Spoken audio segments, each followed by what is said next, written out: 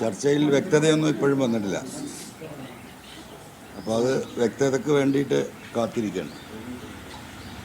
സ്വാഭാവികമായിട്ടും തെരഞ്ഞെടുപ്പ് അതിൻ്റെ ദിവസങ്ങൾ കഴിഞ്ഞു പോകുന്നു. മൊത്തമായി ഉണ്ടായ വിഷയം പിണറായി സത്തിനെതിരെ പോരാട്ടം നടത്തി ജനങ്ങളിലേക്ക് ഇറങ്ങി വന്ന എന്നെ സ്വീകരിക്കുകയും സഹായിക്കുകയും ആ രാഷ്ട്രീയത്തോടൊപ്പം നിൽക്കുകയും ചെയ്യേണ്ട UDF നേതൃത്വത്തിലെ ചില വ്യക്തികൾ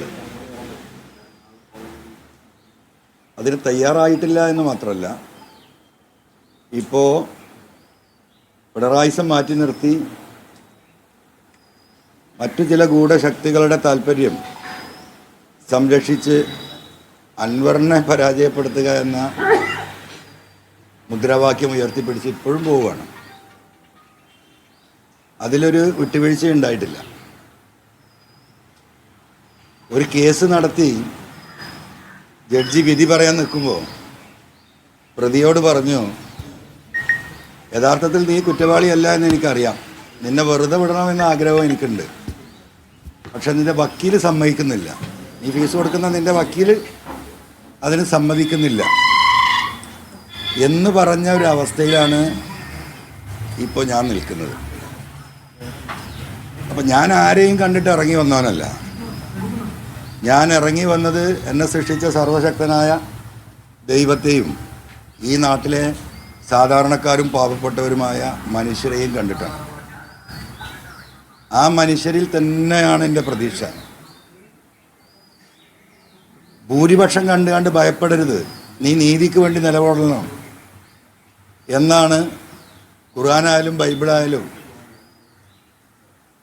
മറ്റു മതങ്ങളുടെ അടിസ്ഥാന ഗ്രന്ഥങ്ങളായാലും ഗീത അടക്കം പരിശോധിച്ച് നോക്കിയാൽ നമുക്ക് കാണാനുള്ളതാണ്.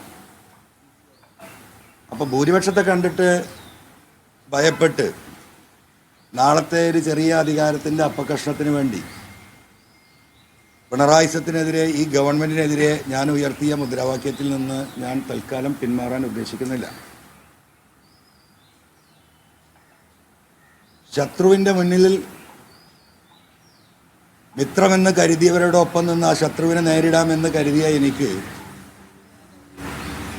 ആ ശത്രുവിനോടൊപ്പമാണ് ചിലരൊക്കെ ഇപ്പുറത്തും എന്നുള്ള വസ്തുത സാധാരണക്കാരായ ജനങ്ങൾ പിന്നീട് മനസ്സിലാക്കിക്കൊള്ളും. അപ്പോൾ അവരാകെ ഭയപ്പെടുന്നത് ഞാനൊരു അധിക പ്രസംഗിയാണെന്ന്. ആ അധിക പ്രസംഗം ഇനിയും ഞാൻ തുടരും എന്നതാണ് അവരെ അലട്ടുന്ന പ്രശ്നം എന്നതാണ് ഞാൻ മനസ്സിലാക്കുന്നത്. ആ അധിക പ്രസംഗം ഞാൻ തുടരുക തന്നെ ചെയ്യും, അതിൽ യാതൊരു തർക്കവുമില്ല.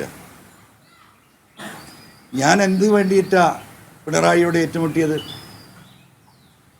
ഞാൻ ഏറ്റവും കൂടുതൽ വിശ്വസിച്ച് എൻ്റെ പിതാവിൻ്റെ സ്ഥാനത്ത് കാണുകയും അദ്ദേഹത്തോടൊപ്പം നിൽക്കുകയും ചെയ്തവനാണ്. ഞാനൊരു കമ്മ്യൂണിസ്റ്റുകാരനായിട്ടല്ല ആ കമ്മ്യൂണിസ്റ്റ് പാർട്ടിയുമായി സഹകരിച്ച് പോയത്. കമ്മ്യൂണിസം ഉൾക്കൊണ്ടിട്ടുമല്ല. ഞാൻ അന്നും ഇതേപോലെ ഒരു സഹകരണ മുന്നണിയുടെ ഭാഗമാണ്, നിങ്ങൾക്കറിയാലോ. പക്ഷേ കമ്മ്യൂണിസ്റ്റ് പാർട്ടിയുടെ ആദർശത്തിലെ പരമപ്രധാനമായൊരു സംഗതി സോഷ്യലിസമാണ്. അത് പാവപ്പെട്ട മനുഷ്യരെ സഹായിക്കുക എന്നതാണ്. ആ പാവപ്പെട്ട മനുഷ്യരെ സഹായിക്കുന്ന, ഈ നാട്ടിലെ തൊഴിലാളി വർഗത്തിന് വേണ്ടി സംസാരിക്കുന്ന, പാവപ്പെട്ടവന് വേണ്ടി, നീതിക്ക് വേണ്ടി പോരാടുന്നൊരു പാർട്ടിയായിട്ടായിരുന്നു ഞാൻ ആ പാർട്ടിയെ കണ്ടത്. ആ നിലക്ക് തന്നെയാണ് ഞാൻ ആ പാർട്ടിയിലേക്ക് എന്നെ ആകർഷിക്കപ്പെടുന്നത്.